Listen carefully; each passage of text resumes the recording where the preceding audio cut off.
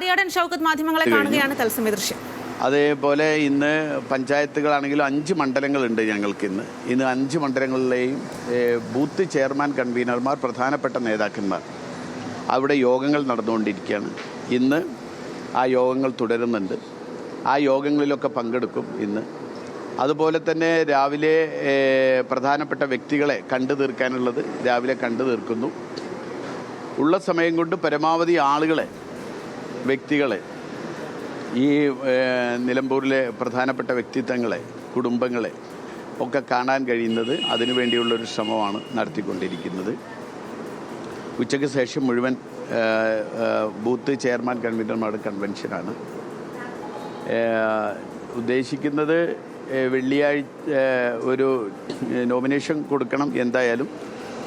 അത് 1-ാം തീയതി ഞായറാഴ്ചയാണ്. ഞായറാഴ്ചയ്ക്ക് മുൻപേ നോമിനേഷൻ കൊടുക്കണം എന്നാണ് വിചാരിക്കുന്നത്. അതുപോലെ തന്നെ 2-ാം തീയതി നിയോജകമണ്ഡലത്തിൽ വിപുലമായ പ്രവർത്തക കൺവെൻഷൻ. അതോടുകൂടി 3-ാം തീയതി മുതൽ മണ്ഡലം പര്യടനങ്ങൾ, പഞ്ചായത്തിലെ പര്യടനങ്ങൾ, ഇത്രയും കാര്യങ്ങളാണ് ഇപ്പോൾ പ്ലാൻ ചെയ്തിട്ടുള്ളത്. ഞാനത് ഇങ്ങോട്ട് പല പ്രാവശ്യം പറഞ്ഞ കാര്യമാണ്. അത് അത്തരം കാര്യങ്ങളിൽ PV അൻവറുമായി ബന്ധപ്പെട്ട കാര്യങ്ങളൊക്കെ എൻ്റെ നേതൃത്വമാണ് ചർച്ച ചെയ്യുന്നത്. അവരാണ് ആ കാര്യങ്ങളിലൊക്കെ ഒരു സംഗതികൾ, ഇത്തരം സംഗതികളൊക്കെ ഉണ്ടെങ്കിൽ അവരാണ് ആ കാര്യങ്ങൾ തീരുമാനിക്കുന്നത്. അത് എന്നെ സംബന്ധിച്ചിടത്തോളം എന്നെ ഏൽപ്പിച്ച ചുമതല ഇത്തരം കാര്യങ്ങളാണ്. തെരഞ്ഞെടുപ്പ് പ്രചരണവുമായി ബന്ധപ്പെട്ട കാര്യങ്ങളാണ്. ഈ വിവാദങ്ങളൊക്കെ ഏതെങ്കിലും ഘട്ടത്തിൽ തിരിച്ചടിയാവുന്ന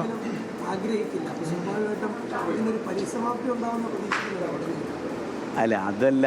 ഇതിപ്പോൾ അതൊക്കെ സ്വാഭാവികമല്ലേ. ഇങ്ങനെ എന്തായാലും ആരാണെങ്കിലും എന്താണെങ്കിലും ഒക്കെ ഉണ്ടാവുന്നത്. അതൊക്കെ ഒരു തെരഞ്ഞെടുപ്പ് രംഗത്ത് ഉണ്ടാവുന്നതല്ലേ.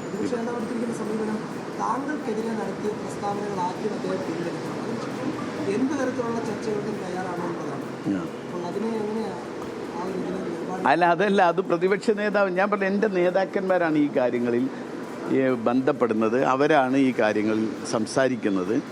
അവർ യുക്തവും വ്യക്തവുമായ തീരുമാനങ്ങൾ പറയും. മാത്രമല്ല, അവർ തരുന്ന നിർദ്ദേശങ്ങളാണ് എന്നെ സംബന്ധിച്ചിടത്തോളം എനിക്ക് ഉള്ള മുന്നോട്ട് നയിക്കാനുള്ള എനിക്കുള്ള മാർഗനിർദ്ദേശം. അല്ല, അതൊക്കെ ഞാൻ പറഞ്ഞല്ലോ. അതൊക്കെ ഞാൻ പറഞ്ഞതിനകത്ത് എല്ലാം ഉണ്ട്. ഞാൻ പറഞ്ഞതിനകത്ത് എല്ലാം ഉണ്ട്. എന്നെ സംബന്ധിച്ചിടത്തോളം എൻ്റെ ഏറ്റവും വലിയ പ്രശ്നം നിലമ്പൂരിലെ ഇത്തരം പ്രശ്നങ്ങളാണ്. മലയോര കർഷകരുടെ പ്രശ്നം, അതുപോലെ തന്നെ ഇവിടുത്തെ ആദിവാസി ഇഷ്യൂ, ഇവിടുത്തെ വികസന മുരടിപ്പ്, അങ്ങനെ 100 കാര്യങ്ങൾ നമുക്ക് ജനങ്ങളുമായി സംവേദിക്കാനും ഇന്ന് നിലമ്പൂർ അനുഭവിക്കുന്ന ദുരിതങ്ങളും. ഇന്ന് CPM സംസ്ഥാന സെക്രട്ടറി ദേശാഭിമാനിയിൽ ഒരു ലേഖനത്തിൽ പറഞ്ഞത് കഴിഞ്ഞ തവണ UDF സ്ഥാനാർത്ഥിയുടെ പരാജയത്തിന് കാരണം താങ്കൾ പാലം പരിസ്ഥിതികളാണെന്നാണ്. അതിനോട് എന്താണ് പ്രതികരിക്കാനുള്ളത്?